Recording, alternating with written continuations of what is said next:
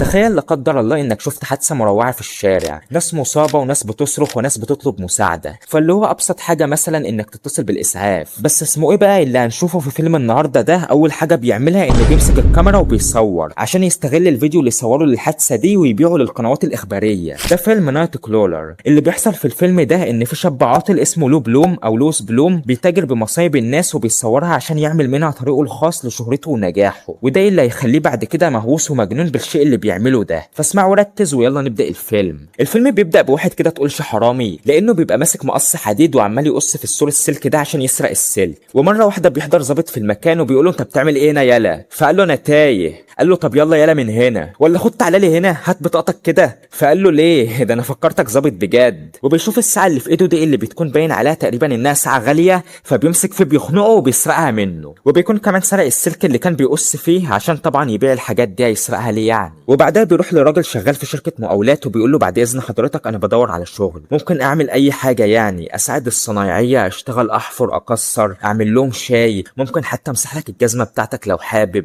وبيفضل يقول له في قصيده طويله عريضه كده، وفي الاخر الراجل بيقول له مش عايزين، انا ما بشغلش حراميه. فالتاني بيضحك ولا بيعرف يرد يقول اي حاجه، وفي الاخر بياخد بعضه وبيطلع بره. بس وهو سايق على الطريق بيلاحظ ان في عربيه شرطه عدت من جنبه وان في حادثه على الطريق، فبيركن على جنبه وبينزل يشوف في ايه. وبيكون اسمه ايه ده وصل هو وواحد زميله وشايلين كاميرات وبيروحوا يصوروا الحادثه دي. واسمه ايه بيقول لزميله صور حلو يالا. فالواد لو او لويس على حسب ما هناديه يعني بيقول له هو اللي انت صورته ده هيتذاع على التلفزيون؟ فقال له اه. قال له طب على انهي قناه؟ فقال له القناه اللي هتدفع اكتر. قال له ده على كده بقى الشغلانه دي فلوسها حلوه يعني. فقال له ما اكدبش عليك اصل دي برضه شغلانه حقيره قوي.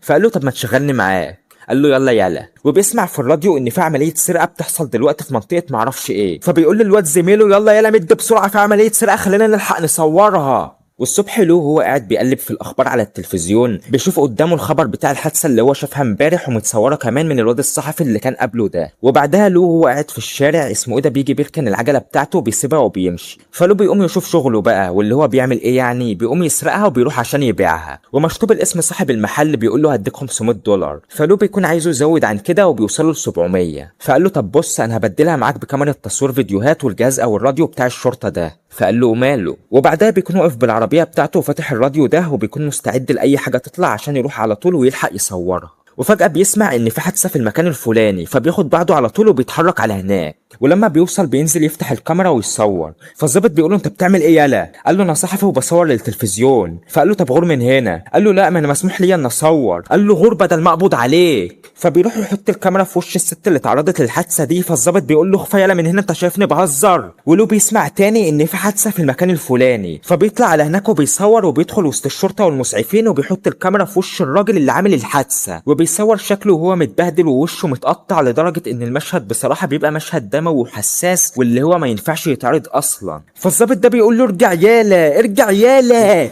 وبيقوم صفخه بالرجل جايبه على الارض. وبعدها لو بيروح للقناه اللي هيبيع لها الفيديوهات دي وبيدخل للمسؤوله وبيقول لها انا معايا فيديوهات عايز ابيعها لكم. فقالت له انت شغال تبع مين؟ قال لها تبع نفسي. قالت له طب اتفضل اطلع بره. فبيجي طالع فبتقول له استنى هو انت مصور ايه؟ قال لها طلق ناري، راجل اتهاجم وتعرض لطلق ناري. فبتقول له طب ورينا. ولما بيفتحوا الفيديو بيشوفوا فيديو فعلا دموي محتوى حساس ما ينفعش يتشاف. فالمسؤوله بتنادي على اسمه بتاع المونتاج وبتقول له بص كده يا اسمك الواد ده جايب لنا ايه، انا عايزاك تاخد لي الحته دي من الفيديو وتدخلها لي مع الفيديو بتاع مسرح الجريمه. فقال لها بس ازاي هنعرض الكلام ده، دي حاجه ما ينفعش تتشاف. قالت له ما احنا هنحط تحذير في الاول ان هيكون فيه محتوى حساس، وبعدين ما تكترش كتير، اعمل اللي بقول لك عليه، حاجه زي دي هتثير الجدل وهتعدي مشاهدات كتير. وبتقول له لو هتاخد كام في الفيديو؟ قال لها حاجه زي دي مش هبيعها باي سعر. فقالت له لا يا اسمك ايه الجوده وحشه قوي والفيديو طالع مش احسن حاجه، فانا هديك $250. وبتديله شيك بالمبلغ وبتقول له اشتري عده كويسه عشان تحسن من الكواليتي بتاعتك. وركز كده هنا يا عزيزي المستمع، بتقول له ايه؟ بتقول له بص يا لو، كل لما قدرت تجمع فيديوهات لجرائم او حوادث فيها عنف ودمويه زي الفيديو اللي انت صورته ده، كل لما قدرنا ان احنا نثير الجدل. اصل احنا لو زعنا خبر ان في حادثه مثلا في المكان الفلاني وقلنا حصل كذا كذا وفي ضحايا كذا كذا، الناس ممكن ما تبقاش مهتمه، بعكس لما نعرض فيديوهات للضحايا اللي تعرضوا للحادثه وشهود اعيان في المكان ومنظر الحادثه المأساوي، وده طبعا هيثير جدل اكتر ويعد مشاهدات وتفاعل اكتر. وهنا بقى يا عزيزي المستمع بيتضح لنا قذاره الاعلام، مش هنقول الاعلام الاعلام الغربي بس بصراحه الاعلام بشكل عام لما بيحاولوا يضللوا على حاجات معينه ويسلطوا الضوء على حاجات تانية معينه وكذا لعبه كده بيلعبوها، مش هندخل في تفاصيل كتير يعني، بس على سبيل المثال اخبار المشاهير كده يا عزيزي المستمع، ان لو حد مشهور طلع عليه غلطه معينه، او مش هنقول غلطه بس لو هيتكلموا في حاجه زي ثروته او ممتلكاته مثلا، الناس ساعتها بتمسكه تقطع في فروته والاعلام ما بيسميش عليه. العناوين بقى اللي تلاقيها مثيره للجدل، وكلامهم اللي ما تعرفش بيجيبوه منين عشان طبعا نسبه المشاهده تزيد، التفاعل يزيد، الايرادات تزيد. ده حتى احنا كصناع محتوى في حاجات كده بنبقى نركز عليها عشان نعلي نسبه المشاهده، زي التركيز على الترندات كده مثلا. بس بقى في فرق بين اللي هيلعبها بذكاء وبين اللي هيرمي مبادئه وكرامته واخلاقه في الزباله عشان يعمل اي حاجه خارجه عن المألوف يزود بقى التفاعل. يعني مش محتاج اقول لك امثله يعني يا عزيزي المستمع، الامثله دي موجوده كتير في التيك توك. وبعدها له هو قاعد في بيته بيتفرج على التلفزيون، القناه اللي بعلها الفيديو بتذيع الحادثه وبيعرضوا كمان الفيديو الحساس اللي هو صوره. وبعد كده بقى له بيبدا انه يدور ويعمل سيرش عن اكواد واحداثيات معينه زي اكواد الشرطه والاسعاف واشارات الراديو وخرائط المدينه واسماء الشوارع والمناطق والكلام ده. هي تعتبر يعني اكواد خاصه بالشرطه والاسعاف والمطافي، عشان لما يحصل مثلا حادثه الشرطه بتبلغ في الراديو باستعمال الاكواد دي، والواد له بيبقى بيدور عليها وبيفهمها عشان اول لما يحصل ابلاغ ويسمعه في الراديو يوصل المكان بسرعه قبل اي حد عشان يلحق ياخد اللقطه. والصبح بيكون قاعد بيكوى قميص من قمصانه وبيقوم بيسقي الزرعه بتاعته اللي مهتم بيها، وبعدها بيروح يقعد في مطعم واسمه ايه ده بيدخل وبيقول له معلش اتاخرت عليك، انا ريك. فقال له انا لوز بلوم، انا عندي لك فرصه شغل كويسه بس الاول عرفني انت اشتغلت في ايه قبل كده. قال له اشتغلت في تنسيق الحدائق لمده شهرين وبس، معرفش حاجات زي اسبوع هنا واسبوع هناك. فقال له طب وانا على كده بقى وظفك بتاع ايه يعني؟ قال له معرفش بس انا خلصت ثانويه ومش لاقي حاجه اعملها وبدور على الشغل يعني. قال له طب انت قاعد فين يا ريك؟ قال له في الشارع. فقال له متسول يعني. طب انت معاك رخصه؟ قال له اه. قال له طب تعرف شوارع مدينه لوس انجلوس؟ قال له اه بس مش قوي. فقال له طيب انا بدير مؤسسه تلفزيونيه ناجحه. وبيفضل يضحك عليه وبيفرش له الارض ورد وبيقول له ده انا وانا والحديد التنه. وقال له خلاص ماشي هشغلك معايا، انت هتسمع موجات الراديو وهعلمك اكواد ورموز الشرطه عشان تبقى تدلنا على الاماكن اللي هنروح نصور فيها. فقال له طيب ماشي حلو قوي، طب بالنسبه بقى للراتب؟ قال له لا دي فتره تدريب. فقال له ايوه بس انا لازم اخد حاجه مش هينفع انا محتاج فلوس. قال له طيب هديك $30 في اليوم. فقال له طيب ماشي اتفقنا. وبعدها بيكونوا هما الاتنين قاعدين في العربيه مستنيين يسمعوا اي حاجه من الراديو، وبيفضلوا قاعدين لحد لما الليل بيليل عليهم، ولحد لما فجاه له بيسمع في الراديو ان في حرق في المبنى الفلاني في منطقه كذا. فبيقول للواد ريك يلا يلا، وبيطلعوا بالعربيه والواد ريك بيكون بيوجهه يروح فين ويدخل فين والكلام ده، بس بيعمل غلطه بيخلي له يدخل في اتجاه تاني، وبيقول له ابا انا اتلخبطت. فلو كان هيرفع له صوت بمناخيره بس بيمسك نفسه، وبيوصل لمكان الحادثه في الاخر بس بيكون اتاخر، والصحفي التاني بيكون كان هناك وصور كل حاجه، وبيقول له ايه يالا اللي اخرك كده يالا ده خلاص راحت عليك. فلو بيروح للواد ريك وبيقول له انت يالا شوف انت وديتنا في داهيه ازاي. فقال له انا اسف بس انت برضو اللي كنت سايق بسرعه كبيره وما كنتش عارف اشوف الشاشه. قال له طب مالكش فلوس معايا النهارده، وابقى اظبط نفسك معايا كده مش هقول لك تاني. وبياخدوا بعضهم وبيطلعوا على مكان حادثه تاني بتكون ضرب نار واقتحام بيت، ولو بينزل يصور وبيحط الكاميرا في وش اي حد بيشوفه قدامه، وبيعدي كمان من الشرطه وبيدخل البيت اللي حصل فيه الحادثه وبيصور كل حاجه جوه. ولما بيروح للقناه المسؤوله بتقول له حلو قوي الفيديو ده، واسمه ايه بتاع المونتاج بيقول له هو انت دخلت البيت ازاي اصلا وصورت؟ قال له بره عنك بقى ده مش شغلك. وبعدها بقى بيبدا يشد في الشغل وبيشتغل شغل من نار، يعني يصور يروح للقناه يبيع، القناه تذيع، يدور يعمل سيرش، يروح لاماكن الحوادث بسرعه ويكون اول واحد، ويصور ويبيع ويخلي القناه تذيع لحد لما بعد كده بيبقى اشترى عربيه جديده وحاجه زي ما انت شايف كده عزيزي المستمع محترمه. وبعدها بيروح المكان حادثه ولو بينزل يصور، فاسمه ايه ده بيقول له شيل لك الكاميرا دي من وشي. فبيروح يصور الحادثه اللي حصلت واللي بتكون حادثه عربيه، وبيرفع الكاميرا عشان يصور الراجل اللي مات، بس بيلاقي الوضع مش نافع والاضاءه مش حلوه يعني الراجل مش باين يعني. فشوف بقى بيعمل ايه عزيزي المستمع، بيروح يسحل الراجل اللي هو اصلا جثه، بيسحله على الارض قدام كشاف العربيه عشان الاضاءه، وبيمسك الكاميرا عشان ياخد اللقطه، وبيبقى فرحان قوي فرحان قوي والفرحه بتنط من وشه، ولا فارق مع الراجل اللي ميت ده ولا انه سحله على الارض. وبالنسبه له لو كان بايده انه ينقذه او يصوره وهو بيموت كان هيختار الخيار التاني. وفجاه عربيات الشرطه بتوصل في المكان، فاللي هو عادي بيعدي من وسطهم ولا كانه شاف حاجه ومعدي كانه واحد معدي عادي. وبعدها بيروح للقناه والمسؤوله بتديله فلوس الفيديو اللي صوره ده، وبتقول له هو ده دم على قميصك ولا ايه؟ فقال لها مش عارف ما تشغليش بالي. والصبح الواد الصحفي التاني بيقابله في الشارع وبيقول له انت شغلك حلو قوي يا لو، احنا لو اشتغلنا مع بعض هنعمل فريق جبار، ايه رايك؟ قلت ايه نشتغل سوا؟ فبيقول له لا مش عايزين، وما تكترش في الكلام عشان دماغي بتوجعني، يلا بقى يا اسمك عشان مش فاضي. وبالليل وهو طالع شغل مع الواد ريك بيقول له انت مش مظبوط معايا خالص، فقال له ما انت ما بتقبضنيش، انا بقالي شهرين شغال معاك وما قبضتنيش وبتخليني انام في الجراج. فبيقول له ما انت وضعك الحالي ده ما يسمحش انك تاخد فلوس عليه اصلا، على طول بتغلط وانا مضطر ان اخصم منك. له ده يا عزيزي المستمع نفسي ثم نفسي بس، يعني شخصيه فيها كل الصفات القذره، اناني ونرجسي ومتلاعب وكذاب. يعني له بلوم هو نموذج لشخص مستعد يضحي بالاخلاق والانسانيه مقابل النجاح في مجاله ده وانه يبقى رقم واحد فيه. يعني بقى مهووس حرفيا، هو عنده طموح بس طموح مريض. ولما بيوصلوا لمكان الحادثه وبينزل يصور بيكون الصحفي التاني وصل للمكان قبله وبيكون سبقه، وبيقول له ايه يا لو شوف اديك ما لحقتش اهو، مش بقى لو كنا اشتغلنا مع بعض كان احسن دلوقتي، وانا اللي اصلا اتحيلت عليك كتير وانت اللي طلعت ابن لذينه جبته لنفسك. ولو لما بيروح بقى للمسؤوله في القناه بتمسكه تهزقه وبتقول له انت ما عدتش مظبوط، القناه التانيه التفاعل بتاعها زاد بسبب انهم بقوا بيلحقوا يعرضوا مشاهد قويه، وانت حضرتك كل مره تتاخر وتضيع علينا اللقطه. فلو لما بيروح بيتجنن وبيتهبل قدام المرايه وبيخبطها خبطه بيكسرها. والصبح بيروح قدام بيت الصحفي التاني عشان ينتقم منه وبيقوم قاصص له فرامل العربيه بتاعته. وبالليل بيكون طالع شغل ومعاه الواد ريك وبيوصلوا لمكان الحادثه، وبيكون اللي اتعرض للحادثه هو الصحفي التاني عن طريق انه لبس في عمود بسرعه عاليه واتدغدغ.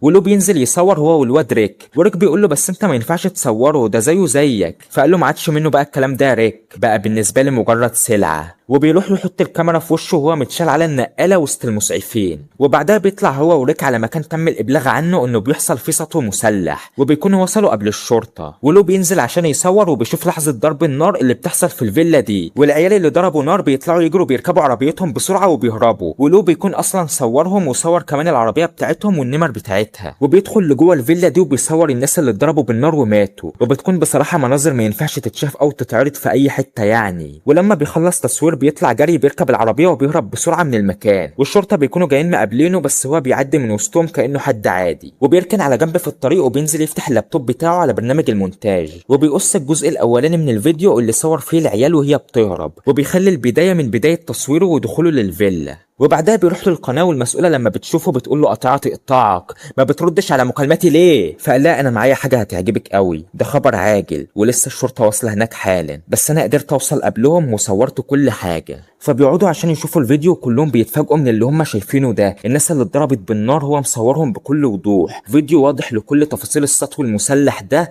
وبصراحه محتوى زي ما قلت لك كده يا عزيزي المستمع ما ينفعش يتشاف خالص ولا يتعرض اصلا. فاسمائها اللي هي المسؤوله يعني بتقول له هتاخد كام فيه؟ قال لها $100,000. فبتقول له انت كده بتستهبل، وبيفضلوا يشدوا يرخوا هما الاثنين سوا لحد لما بيوصلوا في الاخر ل 15,000. ولو بيقول لها كده كده القناه الثانيه كانوا رنوا عليا وممكن ياخدوا الفيديو ده بالمبلغ اللي هقول عليه، ومش كده وبس كمان انا هعمل شركه انتاج خاصه بيا تضم كل اعمالي واللي هيكون اسمها فيديو برودكشن نوز، فانت خليني اقابل الفريق بتاعك والمخرج والمراسلين وانا هكلمهم اظبط الدنيا معاهم عشان يذوعوا الخبر ده. انت حالا هتاخديني ليهم وتعرفيني بيهم وتقولي لهم ان انا مالك ومؤسس شركه انتاج. وتاني حاجه ما تختلفش معايا في السعر اللي انا قلته ده وما تكترش معايا في الكلام كتير. قلت ايه؟ فبتاخده تعرفه على الفريق بتاعها وعلى المراسلين وبتقول لهم ان هو كذا كذا زي ما هو قال كده. وبعدها بيبداوا يجهزوا عشان يطلعوا على الهوا ويذوعوا الحادثه دي، وبيبداوا انهم يذوعوها وبيعرضوا الفيديو المأساوي اللي هو صوره، وبيكون له موصيهم ان هم يقولوا اسم شركه الانتاج بتاعته اللي لسه فاتحها من 10 دقايق. وطبعا بيكونوا عاملين بلور على حاجات كان لازم يتعمل عليها بلور عشان طبعا الكلام ده ما كانش ينفع يتعرض زي ما تصور كده. والصبح له وهو قاعد بيتفرج على التلفزيون وبيشوف الخبر الباب بيخبط وبيكونوا 2 محققين وبيقولوا له انت يالا قلبك جامد لما تدخل وتصور الجثث والمكان اللي حصل فيه ضرب النار، وبصراحه الموضوع ده غريب شويه يعني، ولا انت بقى اللي انسان مش طبيعي؟ فقال لهم ده شغلي ومتعود على كده، ما انا صاحب شركه انتاج معرفش ايه بقى، وبيفضل يشتغلهم. فبيقولوا له انت ما شفتش حد هناك لما وصلت؟ قال لهم شفت الاثنين المجرمين وهم بيهربوا، ركبوا العربيه بتاعتهم وهربوا. فبيقولوا له طب اوصف لنا اشكالهم وشكل العربيه ونوعها ولونها ومعرفش ايه والكلام ده كله يعني. قال لهم لا انا شفتهم من بعيد معرفش اديكوا اي تفاصيل. فبيقولوا له طيب ماشي هات لنا نسخه من الفيديو اللي انت صورته ده.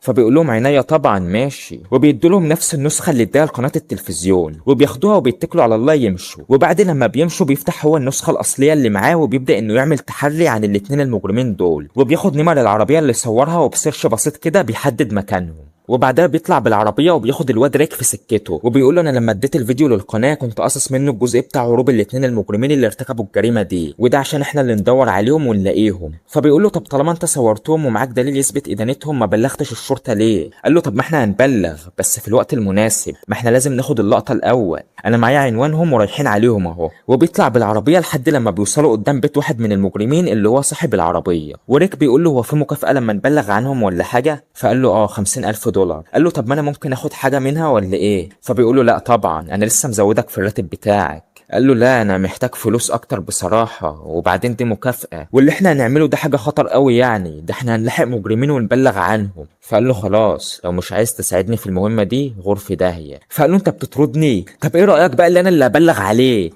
فبيقول له يعني انت عايز ايه؟ قال له نص الفلوس. فبيقول له هديك 10,000. قال له لا انت مش هتحدد بمزاجك، انا عايز النص، عايز النص ماليش فيه. فبيقول له طيب واضح ان انت قلبك جامد قوي وخدت عليا. فقال له ما انت لازم الواحد يتكلم معاك بالطريقه دي، ما انت ليك نظره غريبه ومعرفش ايه اللي في نيتك بصراحه. فبيقول له طيب ماشي اللي انت عايزه، بس فعلا يا عزيزي المستمع محدش عارف ايه اللي في نيته، وهتعرف حالا هو نواله على ايه. والمجرم بيبقى طلع من البيت وبيركب العربيه بتاعته وبيتحرك بيها، فلو بيطلع بالعربيه وراه وبيفضل وراه لحد لما الواد المجرم بيقف بالعربيه قدام بيت صاحبه المجرم التاني وبياخده معاه وبيتحركوا. فلو بيطلع وراهم لحد لما هما بيقفوا قدام مطعم وبينزلوا عشان يتعشوا فيه، وبيقوم رافع التليفون وبيرن على ال 911 وبيقول انا عايز ابلغ عن الاتنين المسؤولين عن جريمه القتل اللي كانت في منطقه معرفش ايه امبارح. قال له طب هو فين المكان؟ فبيوصفه له وبيديله كل التفاصيل اللازمه لحد لما هو بيقول له خلاص احنا جايين لك في السكه اهو. ولو بيقول لريك خد الكاميرا وانزل اقف هناك كده وابتدي صور من هناك وانا هصور وانا قاعد هنا. فبيقول له طب اشمعنى انا اللي هنزل يعني من العربيه؟ قال له انا محتاج زاويه تصوير تانية، فبقول لك اقف هناك، انت بتفهم ولا لا؟ قال له يعني ترميني انا بره وتقعد انت في العربيه؟ لا انا مش هخرج من العربيه. فقال له انت كده هتزعلني منك يا ريك. قال له اتفلق. فقال له انت كده هتخليني اذيك، وبعدين انت وافقت انك تشارك في الاول، فلما ترجع تجلي وتجيب ورا في الاخر دي ما تبقاش رجوله. فريك بينزل بياخد الكاميرا وبيقف بره يصور، ولو بيفتح كاميرته وبياخد زاويه التصوير وهو قاعد مكانه. والشرطه لما بيوصلوا المكان وبيدخلوا المطعم المجرمين بيعرفوا انهم اتبلغ عنهم، وبيقوموا يضربوا نار على الشرطه، والشرطه كمان بيضربوا عليهم نار بيخلصوا على واحد، والتاني بيطلع بيجري بيركب العربيه وبيهرب، فالشرطه بتطلع وراه وبتطارده، ولو كمان بيتحرك بالعربيه وبياخد ريك معاه وبيطلع وراهم عشان طبعا ياخد اللقطه. وبيقول له ريك انت صورت اللي حصل ده؟ قال له ده في ناس ماتت. فقال له طب كويس صور حلو بقى. وعربيه الشرطه اللي هم ماشيين وراها بتطلع عربيه تانية فجاه بتخبطها بتوقفها، ولو بيفضل سايق ومكمل ورا عربيه المجرم نفسه لحد لما بتطلع عربيه شرطه تانية قدام المجرم، والمجرم طبعا عشان العربيه بتاعته كبيره وتقيله بيقوم خابط عربيه الشرطه خبطه بيقلبها على الطريق، وبيقوم خابط هو كمان في عربيه وعربيته بتتقلب. ولو بينزل عشان يصور، ولما بيبص كده في عربيه المجرم بيقول لريك ده مات انزل صور. فبينزل عشان يصور وبيروح يقف قدام العربيه، فبيلاقي المجرم لسه عايش وما ماتش ولا حاجه، وبيقوم ضربه بالنار مصفيه. ولو بيكون واقف بيصور اللي حصل ده، ولما المجرم بيطلع من العربيه الشرطه بتحاصره وبينزلوا بيضربوا عليه نار بيخلصوا عليه، ولو طبعا بيكون واقف بيصور الكلام ده. وبيروح لريك وهو واقع على الارض وبيحط الكاميرا في وشه، وريك بيقول له انت شفته كان عايش وقلت له انه مات؟ قال له اه عشان كان لازم اخلص منك لانك كنت هتعرض شركتي للخطر، وبقيت بتتطاول وتجمد قلبك عليا. فبيمسك فوق بيقول له انت مجنون انت مجنون. قال له انا محدش خالص يعارضني ويستعمل الالعاب بتاعتي عليا، اوعى ايدك. والواد بيموت.